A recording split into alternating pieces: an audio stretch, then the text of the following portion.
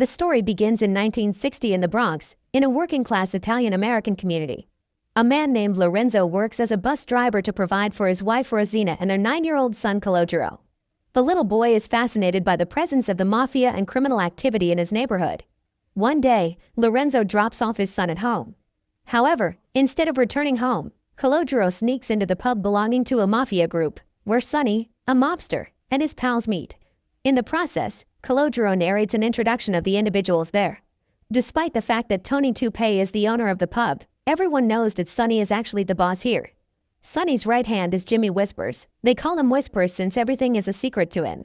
Suddenly, Calogero's mother snatches him and scolds him for entering the pub. Later, when Lorenzo gets home from work, he scolds Calogero and tells him to avoid that pub.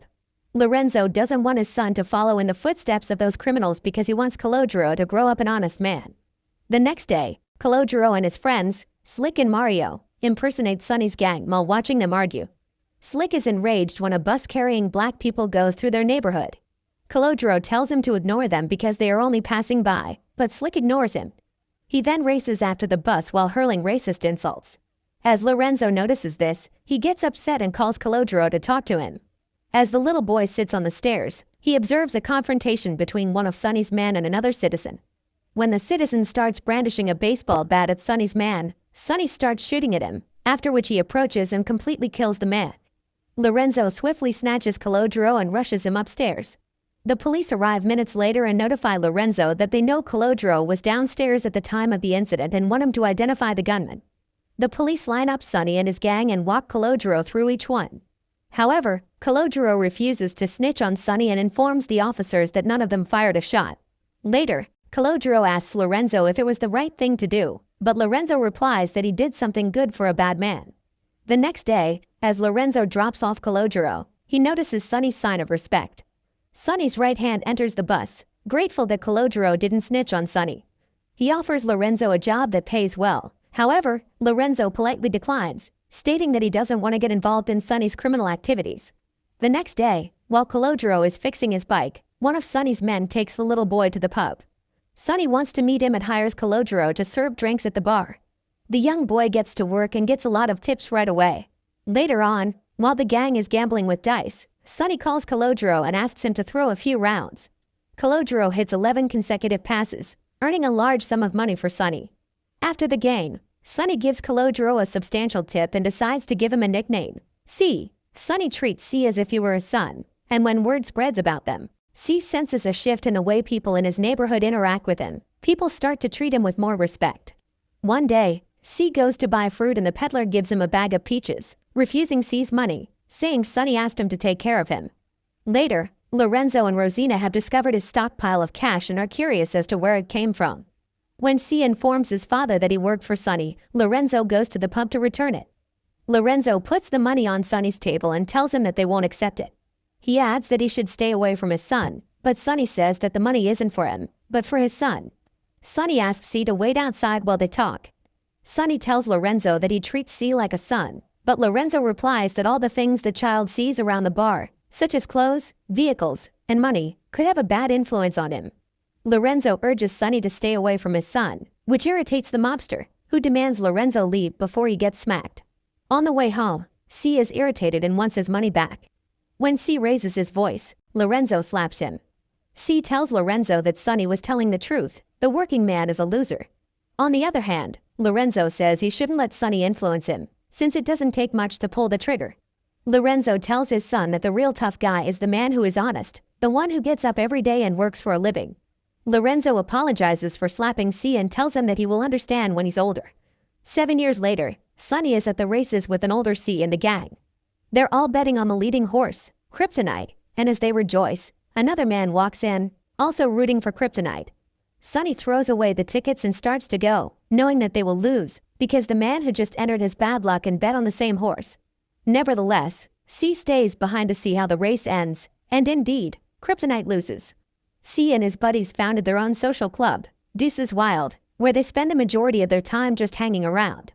They are triggered when a car with black individuals comes by, but C claims that there is no cause for alarm and that they are merely going through.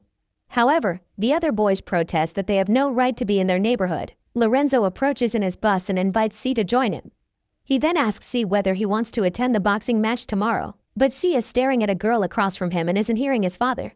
Later, C spots a man named Louie who owes him $20. He chases after him, but Sonny calls him over and asks what's going on.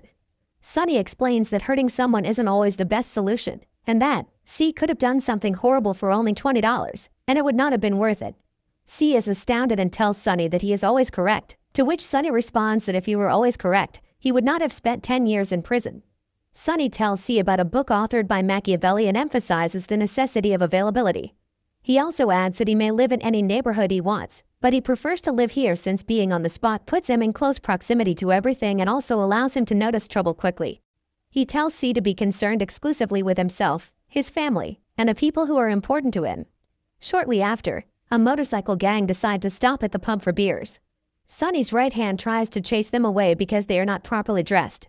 However, Sonny steps in and allows them to drink, but when things get out of hand and the bikers start throwing their beer all over the bartender, Sonny returns to deal with them. As they disrespect him, he locks the pub and warns them that they cannot leave, making them all understand what a tremendous mistake they have made. Shortly after, Sonny's gang enter from the back door and mercilessly beat them. One night, one of C's friends, a gun dealer, shows the crew the new guns for sale. When Sonny walks by and sees what is going on, he gets angry and slaps the gun dealer, claiming that he is endangering a whole neighborhood. Sonny chases everyone away except C, telling him that he needs to talk to him. Sonny explains that C's pals are all jerks who will get him in trouble and that possessing a gun doesn't make him a man. Sonny doesn't want C to hang out with his new friends, claiming a thug life is not for him. The next day, C is taken aback when he meets the girl from the bus and is overjoyed to find they would be attending the same school. When his pals want to hang out, C lies about having to take a test in order to stay and talk with the girl he sees standing alone. He talks to her after an awkward introduction and learns that her name is Jane. He walks her home, and they agree to meet for a movie date the next day. Later, while C and his buddies are hanging out, they get enraged when they notice black individuals riding bicycles around the area. C tells them that they are not bothering anyone and asks them to leave them alone, but Slick is intrigued by C's recent support for black people. Shortly after, Slick slaps one of the black guys, and the rest of the group quickly joins him. C pretends to be helping them while persuading one of the black kids to stay down so he won't be attacked by the crew. Sonny is furious when he sees that they are behaving like thugs and warns C to stay away from his buddies, who are nothing but trouble, informing him that they will all be dead or in jail. C asks Sonny for advice about dating a black girl and is surprised when Sonny tells him that the only thing that matters is what is best for C and how they feel about each other. Therefore, he should follow his heart. Sonny offers to let C use his car to make a good impression and wants him to put Jane through the door test. C must open the car door for his girlfriend and then close it for her. Then he has to walk to the back of the car and look through the rearview mirror. If she does not open the door for him, he has to dump her. Sonny explains that this test will show whether Jane is a selfish girl or not. Later, C asks Lorenzo for advice, claiming that he has a friend who wants to date a black woman. Lorenzo informs him that he has no problem with black people, but that they should marry within their race. C comments on how biased it is and wonders what he would say if he wanted to date a black girl, but Lorenzo responds that he wouldn't let him do that. C meets Jane for their date and finds that the day before, her brother was beaten by Italians. Jane wants to know whether he was involved, but C denies being there. However, Jane has brought her brother to see if he recognizes C, and as he gets out of the car, he informs Jane that C was the one who attacked him. C lashes out and, in the heat of the moment, uses the N-word, which he immediately regrets as Jane makes her way back to the car with her brother. C returns the car, and when Sonny wonders why he's back so early, C says things didn't work out before hurrying away. Later, Lorenzo confronts C about driving Sonny's car and wants him to stay away from the pub. On the other hand, C assures him that Sonny trusts him, to which Lorenzo says that Sonny doesn't trust anyone. Lorenzo informs C that people don't respect Sonny, they fear him, and there is a great difference. Nevertheless, C accuses Lorenzo of being a loser, as he believes his father is a bus driver who has nothing to prove. Later that night, C finds that their social club has been egged, and his crew is already planning retaliation. Sonny arrives before they can reach C, and the guys scatter. Sonny is enraged, grabbing C and demanding to know where he went with his car. Sonny informs C that the car carried a bomb, which fortunately didn't explode. After a few slaps, C assures him that he has been like a father to him and would never hurt him. As Lorenzo goes to check out what's going on, he gets punched to the ground. As he walks away, Sonny tells him that he must watch his mouth. C walks away and runs into his crew, who are waiting for him. They've armed themselves with Molotov cocktails and are on their way to retaliate. C joins them but soon regrets it and is confused about how to quit without looking like a coward. They stop at a red light, and Sonny approaches, demanding that C get out of the car. Slick tells him to calm down, and Sonny smashes his face into the dashboard. Sonny and C return to the pub, and one of Sonny's men tells C that a girl was looking for him not long ago. C dashes away and meets with Jane, who informs him that her brother told her the truth about C helping him. They kiss for the first time. C tells Jane that he wants to be with her and doesn't care what others think. C recalls that Slick and the boys are on their way to Jane's neighborhood and advises her to get in the car as soon as possible. He jumps in excitement as he walks around the car and sees Jane reaching over to unlock his door. Slick and the gang enter a predominantly black neighborhood and start shooting randomly. They then start throwing Molotov cocktails into a store, but one of the bottles doesn't explode and is thrown back toward their car. When it lands inside, it explodes along with the other unused Molotov cocktails. C and Jane arrive to find the dead bodies of his crew on the ground. C isn't sure whether he should be thrilled to be alive or sad that his pals are dead. I just gotta call it. You okay? Yeah. Listen, I'm sorry. Later, he returns to the pub to meet Sonny. When he arrives, he discovers that there is a party going on inside. While walking through the crowd, C notices someone approaching Sonny with a mean face.